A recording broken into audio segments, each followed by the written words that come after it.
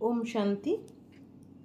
আমাদের মনকে বশ করতে হলে বা জ্ঞানীযোগী হতে গেলে প্রথম যে স্টেপটা নিতে হবে তা হলো আগে আমাদের মনকে জয় করতে হবে।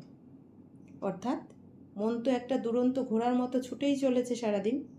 মন সারাদিন কোথাও না কোথাও ভেগেই চলেছে, হয় কোনো ব্যক্তির দিকে, না হলে বস্তুর দিকে বা পদার্থের দিকে, না হলে ইন্দ্রিয় সুখের দিকে। আসলে মন নিজেও জানে না যে সে আসলে কি চায়। আসলে মন চায় শান্ত থাকতে, যে কোনো একদিকে ফোকাস করতে। কিন্তু শুধু এক জন্মের তো নয়, বহু জন্মের সংস্কার বা অভ্যাসের ফলে মন আজও ব্যর্থ দিকেই অটোমেটিক চলে যায়।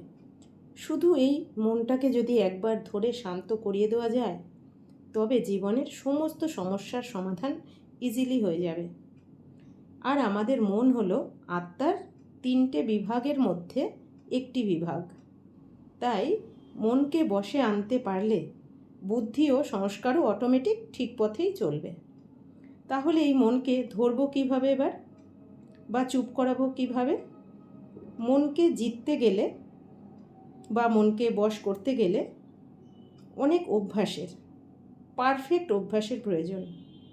আর এই অভ্যাসের আবার 4টে গুণ আছে।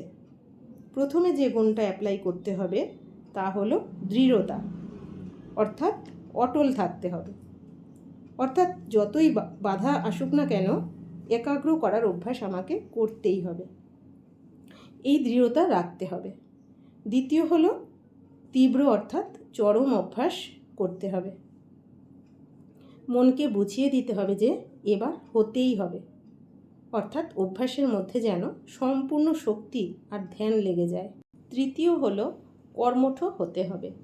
অর্থাৎ অভ্যাস করতে করতে ক্লান্ত হয়ে গেলেও যেন অভ্যাস কম না হয়ে যায়। মনে রাখতে হবে পরিশ্রম করলে তার ফল অবশ্যই পাওয়া যায়। আর চতুর্থ হলো সতর্ক বা সাবধান হতে হবে। অর্থাৎ আমাদের সম্পূর্ণ ফোকাস রাখতে হবে একান্তবাসী হওয়ার অভ্যাসের দিকে। কোনো রকম ব্যর্থ চিন্তা এসে যেন এই অভ্যাসকে নষ্ট না করতে পারে। যখনই আমরা অভ্যাসের দৃঢ় নিশ্চয় করব, তখনই আমাদের শক্তি বা ধ্যান তীব্র হয়ে যাবে। আর ধ্যান বাড়ালে, অর্থাৎ অ্যাটেনশন রাখলে, অনুভবও বদলে যাবে। আর অনুভব বদলে গেলে ইন্টারেস্ট বা ইচ্ছাও বদলে যাবে। তখন সব সময় অভ্যাস করতেই ভালো লাগবে।